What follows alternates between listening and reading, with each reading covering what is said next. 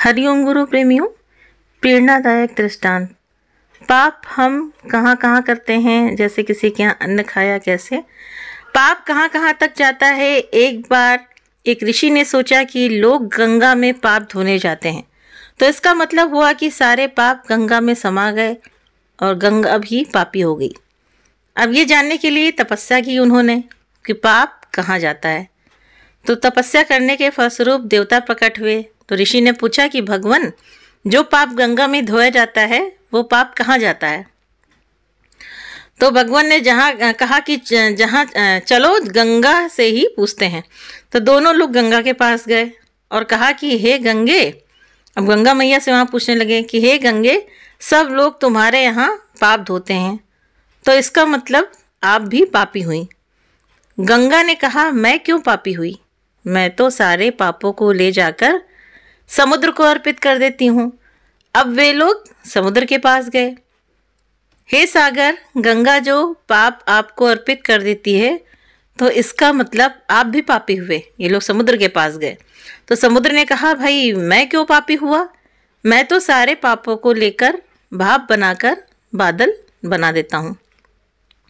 फिर क्या किया उन लोगों ने, अब वे लोग बादल के पास गए। बोले कि हे बादल, समुद्र जो पापों को भाप बनाकर बादल बना देते हैं, तो इसका मतलब आप पापी हुए।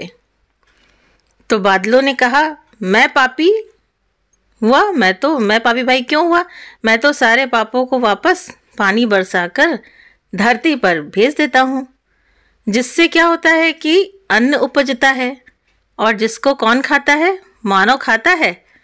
तो उस अन्न में जो अन्न जिस मानसिक स्थिति से उगाया जाता है और जिस वृत्ति से प्राप्त किया जाता है, तो जिस मानसिक अवस्था में खाया जाता है, मतलब किस मानसिक अवस्था में भोजन बनाया जाता है और खाया जाता है, उसी के अनुसार मनुष्य की यानी कि मानव की मानसिकता बनती है।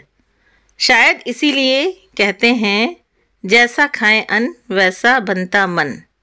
अन्न को जिस वृत्ति यानी कि कमाई से प्राप्त किया जाता है और जिस मानसिक अवस्था में खाया जाता है, वैसे ही विचार मानव के बन जाते हैं। इसीलिए सदैव भोजन शांत अवस्था में पूर्ण रुचि के साथ करना चाहिए, और कम से कम अन्न जिस धन से खरीदा जाए वो धन भी श्रम का होना चाहिए।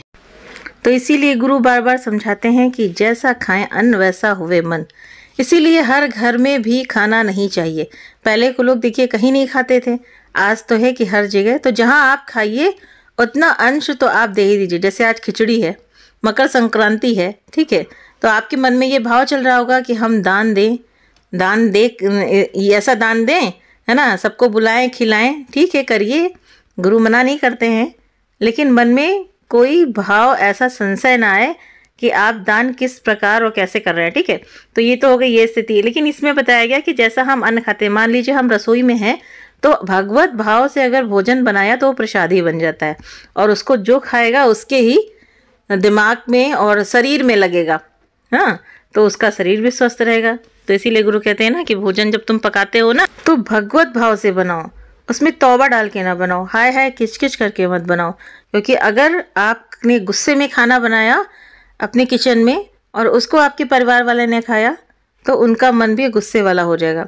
इसीलिए गुरु समझाते हैं ना कि अन्न को भी एकदम भगवत भाव प्रसाद समझ कर बनाओ घर में। और किसी के यहाँ, जैसे गुरु बताते हैं ना कि आप हर घर में तो खाओ ही नहीं, क्योंकि कैसे किसके यहाँ किसका पैसा किस कमाई से आ रहा है ना।